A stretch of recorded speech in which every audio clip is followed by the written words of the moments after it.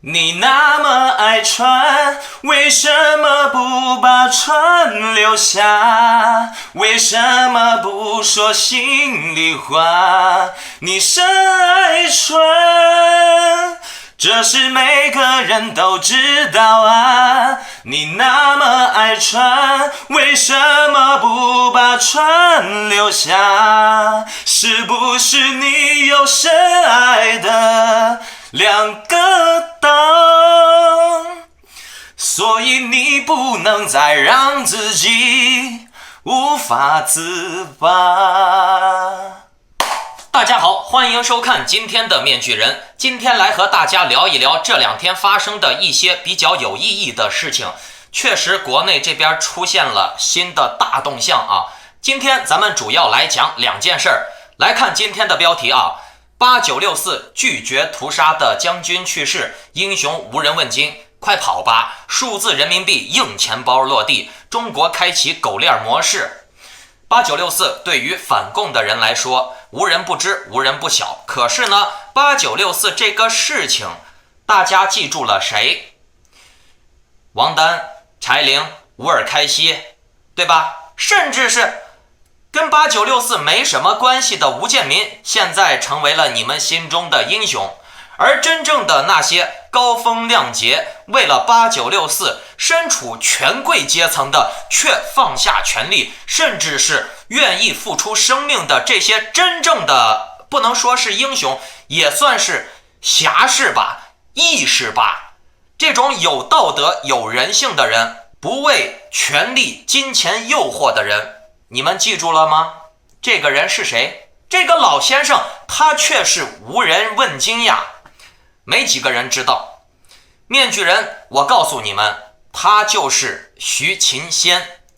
哎呀，我翻墙了这么长一段时间啊，看这些海外资讯呀，包括出国了，看看这些民运圈、64圈里面的这些人的言论啊，从来没见过这些人提起到徐勤先老先生。但是他当年啊，做出了很多人都做不出来的高尚举动。他当时拒绝了中国共产党下令要调兵镇压屠杀大学生的军令，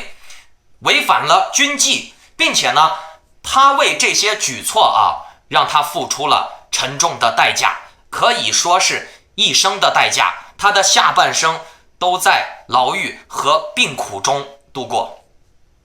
这让他下半辈子都生活在痛苦中，被软禁、被监视、被整。就是这么一个为了8964做出了如此重大付出和牺牲的老英雄，却没几个人记得。那面具人，我今天就要说道了。可惜呢，老先生在昨天已经去世了。哎，祝福他吧，一路走好，早登极乐。那面具人今天就带大家来回顾一下徐勤先老先生，回顾一下他当年在64时候的故事。徐勤先生于1935年，湖北省大悟人，中国人民解放军少将，陆军第38集团军前军长。在1989年6月4号天安门事件中，拒绝执行中共中央军委主席邓小平签署的调动部队进京执行天安门清场任务的命令。随后呢，被开除中国共产党党籍，由中国人民解放军军事法院判处有期徒刑5年。徐勤先好阅读，史学、哲学、政治、经济、文学皆有涉猎，也喜欢先锋派诗歌，可以说这个人是文武双全啊。在1989年学运中啊，他因患肾结石，在北京军区总医院治病。当时64闹得轰轰烈烈，这个共产党确实是害怕了，认为不能再这样搞下去了，再搞下去的话，政权就会动摇了。所以呢，5月17日的时候，徐勤先就被上级要求率陆军第38集团军进入北京执行戒严令清场。徐勤先老先生当时就拒绝了，因为拒绝在部队调兵令上签字，而受到了党内的严厉抨击。徐勤先后来谈到这件事，表示他已经做好了杀头的准备，并且他说宁肯杀头也不能做历史的罪人。当年徐勤先恳请上级最好收回成命，好好研究研究。中央政治局、人大常委、国务院，请你们都好好研究研究，这个问题不能这么解决。原中国人民解放军大将罗瑞卿的次子，总参谋部原师级军官罗宇，这个罗宇也是当时抗命的人之一，后来的下场也是比较尴尬的，最后是死在美国了。罗宇在回忆录《告别总参谋部》中说道，开枪镇压学生的作战命令起草好以后，先送给了中央军委副主席兼秘书长杨尚昆，赵子阳是第一副主席，杨尚昆要求邓小平先签才肯签，杨尚昆推脱说道，先送给邓签，邓不签我不签。当时这个命令啊，谁都不愿意签，谁都不愿意当罪人，谁都不愿意下杀手。但是呢，邓小平敢，邓小平愿意，于是呢，命令就先送给了邓小平，让邓小平签字了以后，杨尚昆才加签的。徐勤先拒绝执行命令的理由是，军委第一副主席赵子阳没有签，军令不全，不合法，不能执行。5月17号，接到北京军区开会通知，北京军区副司令李来柱宣布中央军委调兵戒严的命令，要军长们当即表态。但是徐勤先表示，口头命令我无法执行，我需要书面命令。李来柱于是要他给自己的政委打电话传达命令。徐勤先致电政委以后说，我传达了，我不参与，这个事儿和我无关。然后呢，徐勤先就回医院看病去了。就回到了医院继续看病去了。事后呢，他对朋友表示，宁肯杀头也不能做历史的罪人。根据徐勤先的司机刘建国回忆，当日下午，总政治部、保卫部未经通知就来到了医院的病房，告诉徐勤先，38军以后由别人指挥，徐可以继续养病。这就等于把徐勤先给革职了，架空了。那64天安门事件以后，徐勤先就被拉清单了，他被开除了中国共产党党籍，然后呢就被军事法院判处了5年有期徒刑，在公安部直属的秦城监狱服刑。最后1年呢，在公安医院服刑，因为身体不好。当时也有传闻说，军队里面有人愿意帮学生，可能会帮学生倒戈。当然了，这个没办法考究了，就当是个传闻吧。出狱以后，徐勤先被保留副军职的待遇，本来是被当局安排在河北保定市养老，但是因为当地是第38军的驻地，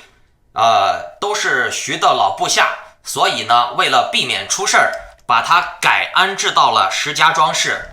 徐勤先老先生2011年接受香港苹果日报采访，谈到了对22年前的64事件的想法时，徐勤先表示，这都是过去的事情了，就无所谓后悔了，已经做了嘛，要不然就不做，做了就没什么好后悔的。说这个话确实令人震惊呀，一个顶天立地的男儿呀，做了就做了，不存在什么后悔不后悔。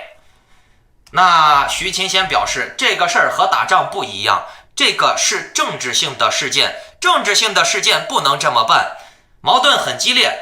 这样的话，你派兵非发生冲突不可，和老百姓发生冲突，好人坏人又分不清，出了事儿谁负责？明显呢，当时的状况不适合用派兵这种激烈的办法解决，还是需要用谈判的对话的方法来解决。这是政治问题，不能用兵来解决。徐勤先经历了64大屠杀以后，自己也坐过牢，而后呢，一直长期的被监视居住，同时呢，心理压力也巨大，导致了他的身体状态一直不太好。本身呢，在64之前，徐先生的身体就已经不太好了，他在64之前都已经在看病了嘛，对不对？2016年春节期间啊，徐勤先因为患上了肺炎，被紧急送回石家庄抢救。之后呢，便在解放军白求恩国际和平医院内一直卧病在床。除了患有老年病，他的右眼也已经全瞎了，剩下的左眼视力也极差，曾经接受过手术，并且呢，徐勤先患有严重的脑血栓。触及了神经，所以呢他无法动弹，四肢不听使唤，日常生活呢也不能自理，身体已经虚弱到了不能说话。扛到了2020年1月4日，媒体当时就传了徐老先生已经病入膏肓了，但是呢仍然在抢救，并且呢也受到了当局的关注。到了8号以后，徐将军在早饭时间于石家庄去世了。下午，其生前的好友和旧部陆续得到消息，纷纷悼念。咱们再看看啊，1月4号到8号的时候，咱们华人在干嘛呢？在煽动美国内战呢，在攻击美国呢，在挺川呢曾经在6·4为你们这些中国民主事业、中国游行的人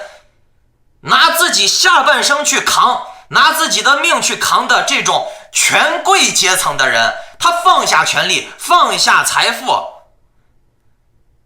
而下半辈子受到了如此大的折磨的这种真正的咱们的同胞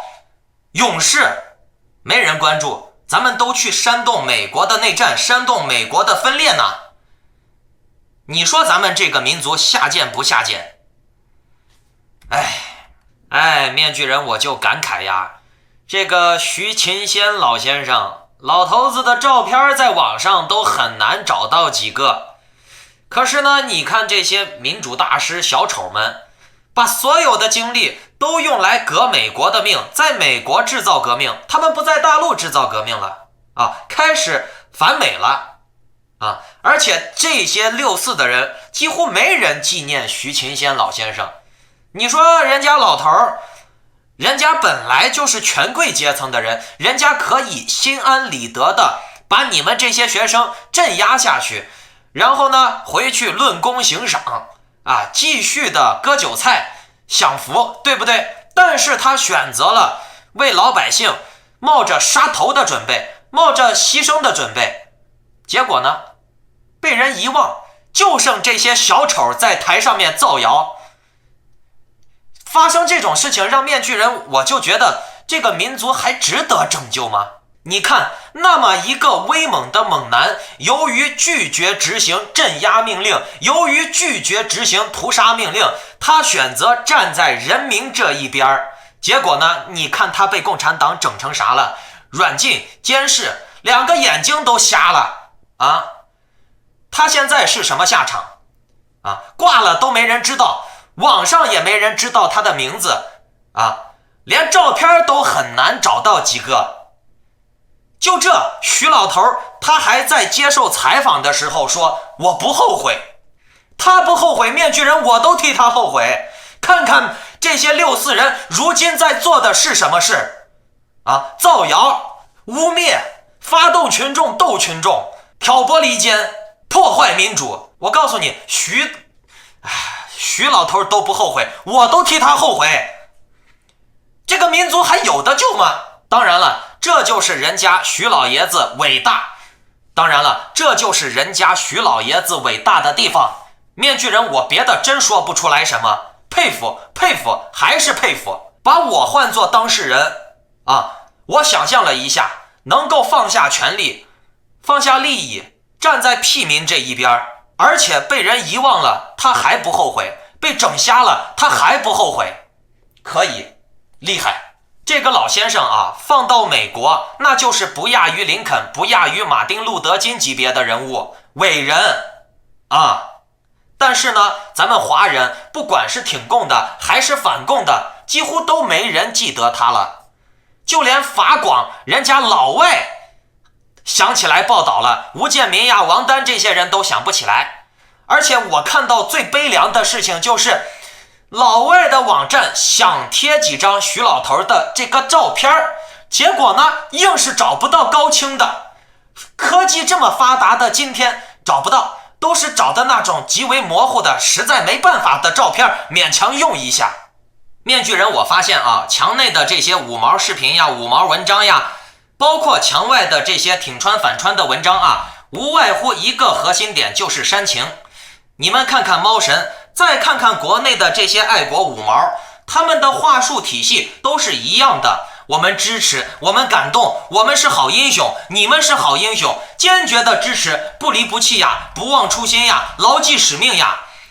他们的这些视频，他们的这些话，看1次和看10次没啥区别。他们说话的核心永远都是这些煽情的呀，我们不离不弃呀，我们始终如一呀，伟大的川普总统呀，伟大的习近平呀，为什么呀，怎么样呀，好不好呀，好得很呀。这就是咱们华人喜欢沉浸于的一种气氛。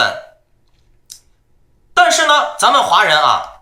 从来不通过现象，通过事情去就事论事，而是我们见到一个事情，不管是什么汶川大地震呀，还是香港的游行呀，还是美国的游行呀，我们至始至终都在煽情，星星点灯，感恩情怀，感谢天下。我们从来都不去通过事情来思考，为什么会发生这些事情，导致这些事情发生的社会原因、社会现象，它的原因以及它的契机是怎样产生的，我们应该怎样对应这种事情。哎呀，咱们华人总是喜欢干什么啊？如何在政治上进行报复呀、践踏呀、发泄呀、辱骂呀，对吧？咱们总关注这些事情。就像最近川粉和这个左派华人在探讨的问题，什么该死不该死的，就是那个攻进国会的女的被打了一枪。为一个该死不该死，你骂我妈，我骂你妈，骂娘哭爹的啊，连你祖宗18代都骂了。面具人，我觉得这个该死不该死的问题还用讨论吗？这世界上没有人该死。我们难道不应该去考虑导致这个女的如此激情，导致了人命伤亡的这些事件，它发生的契机为什么会发生？我们总结经验，以后避免这种危险事件再发生了，对不对？咱们是不是应该考虑这种问题？可是呢，咱们华人就是非常肤浅的，光去讨论谁该死谁不该死，好像说的啊，死了就死了，有啥意思？咱们想一个最简单的道理嘛，事情的问题和原因不解决，你再怎么煽情，你再怎么支持，有啥用？甚至会把事情发酵，变得更加恶化，对不对？你整天说那些好听的煽情的煽动情绪的话，大话空话，有啥用吗？咱们就说6·4以后，你天天在这儿感恩呀、煽情呀、国仇家恨呀、怀念呀、星星点灯呀、点蜡烛呀，你怀念到哪儿了？无非就是拿这些煽情情怀来收割韭菜嘛，让别人给你香火钱嘛，对吧？来给你打赏，给你募捐嘛。而真正的在6·4当中以命相搏的，做好了为人民牺牲的这种英雄，就像徐勤先老先生，他完全可以不这么做，对不对？为什么面具人我说他是英雄？为什么我说他是个伟大的人？徐勤先他伟大的地方就在于，人家本身就是作为红色贵族集团的，人家是作为官僚阶层的，而且人家根正苗红，他居然能够放下自己的权利，放下自己的特权，放下自己的前途，放下自己的利益，去为底层屁民发声，去拒绝镇压奴隶。这难道不高风亮节吗？这难道不伟大吗？面具人，我觉得徐勤先老先生的伟大程度不亚于林肯。林肯也是作为贵族官僚集团愿意解放奴隶，对吧？那徐勤先老先生也是不愿意对咱们黄奴下黑手，对不对？而林肯能被美国人记住，徐勤先老先生呢，大家都忘了，甚至有些人根本就没听过这个名字，对不对？他一个贵族人能为屁民放下权力，但是呢，你再去看看这些底层的人啊，真正奇怪的就是这些底层的这些人，真的是恶呀，可恶呀！你看油管上面那些，推特上面那些拿着黄粮奉旨反共的人太多了，他一边要装英雄，一边还要收黑钱。他们现在孜孜不倦的拿着党的黄粮花着，对吧？而且他们还要把英雄当着，还要把募捐拿着。你们看好了啊，这些民主大师啊，他们连川普本人现在都开始攻击了。他们现在攻击川普，说什么？哎呀，川普让人失望，川普怎样怎样，川普是垃圾，美国完了，整个美国将陷入黑暗，美国的政治比中国的政治还要肮脏，美国的人比中国的人还要虚伪啊！美国马上就要变成南非了，美国马上就要变成委内瑞拉了，美国完蛋了，美国死球了！大家来看这张图啊，你看他是怎么说的？如果我1年前说美国的政府比中国的政府还黑10000倍，大家都觉得我是傻子。但今天我说美国的政府比中国的政府黑10000倍，大家就开始相信了。但是我今天告诉大家，如果共产党灭亡了，美国的黑政府不灭，那代价将是比共产党还烂的天下。看懂了没有？面具人我都不敢确信啊，这个世界上10000倍是什么概念啊？10000倍呀！这世界上还有比中共黑10000倍的啊？有没有？这不他妈的放屁呢吗？操你妈的！你给面具人10000倍的力量，面具人能让你妈当场升天，给你造下来10000个像你这么样的逼崽子，危害世间，知道不？看到这些人的嘴脸没有啊？现在这些民主大师想要把整个华人跟整个美国对立起来，现在已经不是川普的事了，也不是共和党民主党的事了，是整个美国都是烂葬垃圾傻逼，必须要消灭美国。这些民主大师就是这种言论，知道吗？他们现在就是在海外建墙，让整个华人对民主灯塔不向往了，不认可民主了，让大家觉得美国太烂了，太垃圾了。这些民主大师的嘴脸，你们目前可以明显的看出来了吧？华人所谓的拯救美国，怎么拯救？自己不敢上，然后煽动他们的白人，煽动他们的黑人，拿起武器围攻国会，拿起武器消灭民主党，说什么美国的法院是假的，美国的总统是假的，美国的参议院、众议院都是假的，然后咱们就上街游行闹，对吧？你们去闹，我打键盘，我撸管子。你上街闹，行，你让别人都上街闹，大家班也不上了，工也不做了，作业也不写了，课也不交了，就这样冒着疫情上街游行，你觉得你是什么居心啊？操你妈的！现在好了啊，从批斗民主党一直变到了批斗共和党内部，然后呢再到批斗整个美国。现在啊，川普呀，他不游行都不行，他不造反都不行，他不制造美国的内战都不行。只要你川普不跟整个美国政府对着干，你川普就不是英雄。川普必须掀翻整个美国的政府，川普才是人民大救星，才是英雄。你川普啊，不掀翻整个美国的体制啊，你川普不搞分裂，搞美国内战啊，你川普就是背叛革命。川普本人现在都被这些法轮功民运打成了反革命垃圾了。然后呢，大家就是一唱一和，哎呀，大家不要误会川普呀，川普一定会内战的，一定会军管的，发动叛乱法的。然后这边法轮功又装逼说，川普不内战，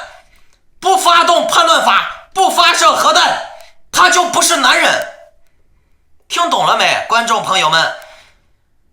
不管是唱白脸的还是唱红脸的，都要川普把美国彻底打毁，知道吗？你们看这些法轮功群里面呀，这些民运人士的群里面啊，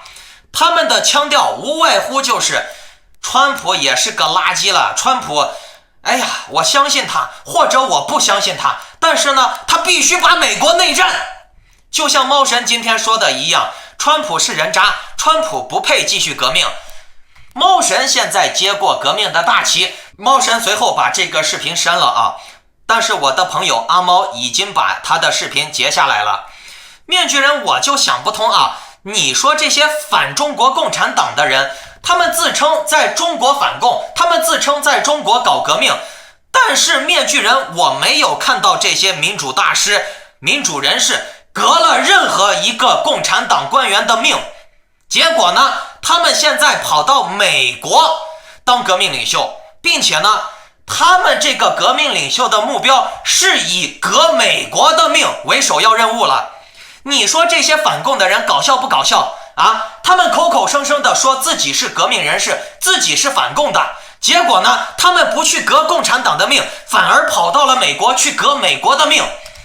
跑到了海外以后，他们也不继续他们的反共事业了，他们也不关注国内的这些劳苦大众了，他们现在每天的目标就是反美，就是你美国现在已经病入膏肓了，你美国现在的这个体制就是不行了，政府就是运作不下去了，举国上下都是破败不堪、腐烂不堪了，你美国烂透了，你美国现在不内战、不革命、不军管、不戒严，你美国就完蛋了，你美国必须要内战，必须要上街游行，咱们必须要把美国的国会、参众两院全部砸烂。你川普必须要按照我们这些民主大师的意思，重构美国，消灭那些反对派。那面具人，我就在想啊，这些民主大师合着是看共产党的这个坦克车、机关枪、大炮、铁拳不好欺负，然后跑到美国了以后，看到美国有言论自由，想怎么造谣就怎么造谣，想怎么说就怎么说，对吧？利用这个舆论优势，利用这个言论空间，在美国继续造谣，攻击美国的政体，看美国好欺负，是不是？你看这些华人啊，他们全部的精力都放在了煽动美国人游行，煽动美国人拿起武器上街，砸烂民主党，砸烂国会，砸烂参议院，砸烂众议院，对不对？把这些只要是他们看不顺眼的人全部当成反革命拽出来批斗消灭。可是呢，你看这些华人啊，天天喊着拿枪上街干死民主党，但是他们自己没有一个人干，他们反而不停地煽动美国人去干这种事儿。那你这是什么行为？你难道不是煽动美国人斗美国人吗？关你鸡巴毛事儿呢？你有本事你自己斗啊！你自己上街游行了，你自己去干这事儿了。面具人，我还承认你算是个好汉，但是呢，你自己不敢做，你却煽动别人做，煽动美国人干美国人，这不叫挑拨离间，这算啥？你告诉我，你背地里煽动人家自己国家的人斗自己国家的人，你他妈的你算是个什么东西？你连个身份都没有，你这是什么居心啊？别人家夫妻俩吵架关你他妈啥事儿？你们看好了啊，这些民主大师他们对美国可以说是步步为营，每一步棋的节奏感都非常好，从裂解民主党到制造民主党和共和党对立，再到制造共和党内部对立，再到共和党内部抓特务、抓彭斯、抓蓬佩奥，再到现在川普周围的人啊都已经被打成了伪类了，川普已经被周围人孤立完了，一个个都被打成伪类，全部都是反革命，直到最后连川普本人也是反革命了啊！他们现在说他们支持的是革命美国，川普能革命美国就支持川普，谁能革了美国的命就支持谁。现在川普不革命，川普就是背离革命了，川普不造反都不行，只要谁不造反谁就是伪类。你看这些法轮功啊，民运的群里面啊，谁只要不支持上街游行，谁不支持砸烂民主党，谁不支持美国内战，谁就是共产党的人。但是咱们想一个逻辑啊，我要美国帮我灭共，而我现在去煽动美国内战，去煽动美国人民分裂，把美国给弄解体了，那美国怎么帮我灭共？我反对美国内战，我让美国人民要团结，互助友爱，是不是能让美国更和谐，更加强大？那美国才有可能帮我灭共，对不对？那我现在团结美国，你说我是共产党的人，那我现在把美国反了，把美国消灭了，我就是灭共了，对不对？啊，那你有没有想过，我把美国反了，把美国消灭了，把美国解体了，美国怎么帮我灭共？美国都不存在了，是不是？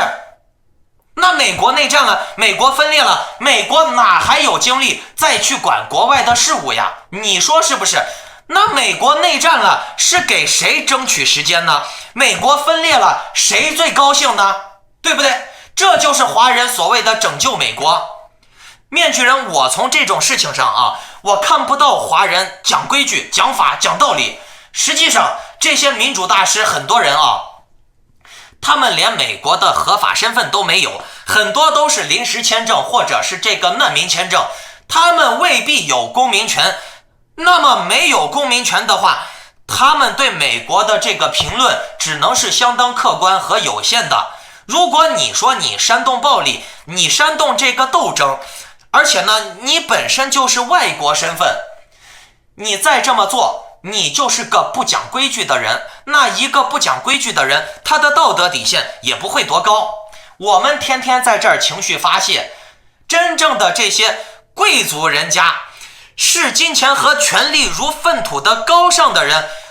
能自降身段的为老百姓着想的人，我们却没人记得他。他死了，我们也没人悼念他。反而呢，我们的精力专注在革美国的命，继续跟着这些民主特务造谣啊，继续跟着这些他妈的为了几万块钱就能下跪舔屎的垃圾，继续跟着这些人，把他们当英雄，把这些天天煽动你的情绪，天天给你灌屎，天天给你洗脑的人当做你的偶像，当做你的英雄。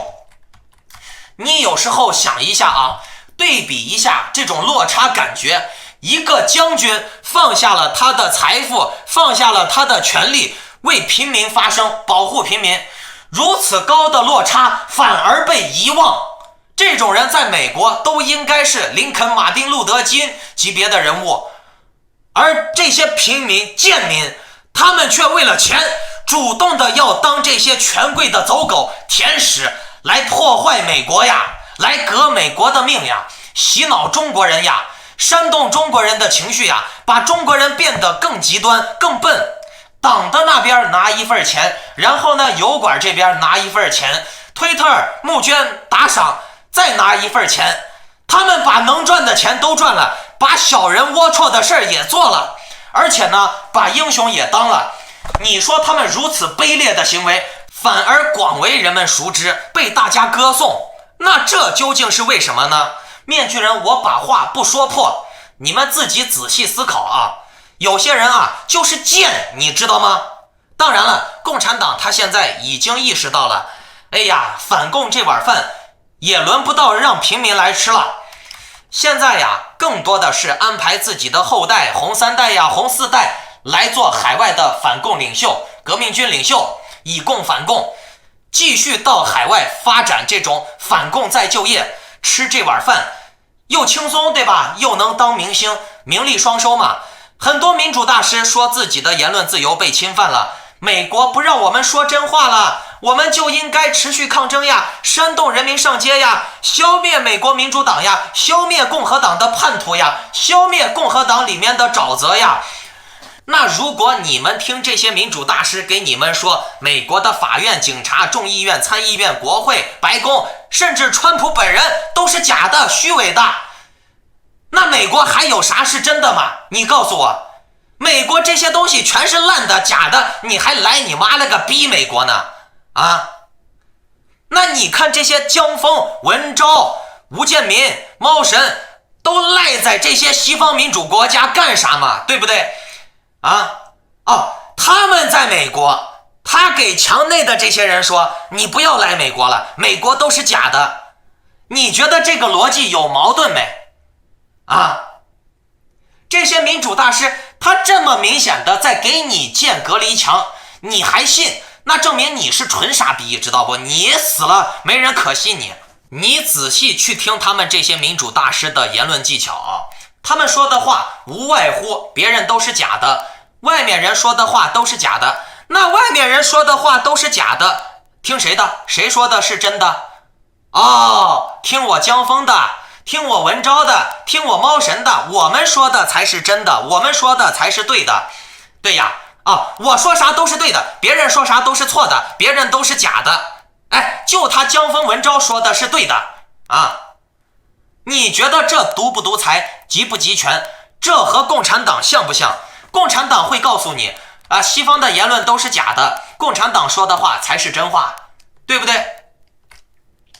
很多人在网上发言威胁别人，又说自己是言论自由，然后呢，他煽动别人去干别人，煽动叛乱，煽动这种暴力，煽动革命，他说是言论自由。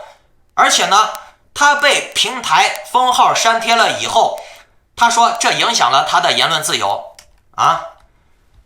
面具人，我告诉你们在美国被删帖封号都算是轻的在美国煽动造谣这也是犯罪这可是完完全全的写在联邦法里面的，每个人都可以查到。此外呢，每个平台都有自己的用户准则，用户注册的时候必须全部同意才能注册账号使用，而这些准则里面就包括了平台有权对违反规则的用户删帖封号。每个社交软件都给了自己平台的最终解释权，方便自己管理平台。要是什么话都可以在网上说，平台还管不了，想想看那会是什么样的情况？这些道德逻辑约束不了咱们华人民主大师，他认为他永远都是对的，他说什么都是应该的，所以呢，他的言论自由是绝对的。那么问题又来了你煽动这些群众上街革命，这些群众真的上街了，革命了，把别人的命给革掉了，闹出人命了，你负不负责任跟不跟你有关系？哎呀，到时候江峰、文昭这些民主大师就会说了，哎呀，我只是让他们上街，没让他们去干死别人，跟我没关系。这就是这些人的嘴脸。你看这些民主大师就会告诉你，哎呀，这些平台影响力太大了，他现在应该归国家管国家最高领导人说平台能发什么什么就能发，你这他妈的不跟习近平是一样吗？还废除什么法律那面具人，我就问你，按照这个逻辑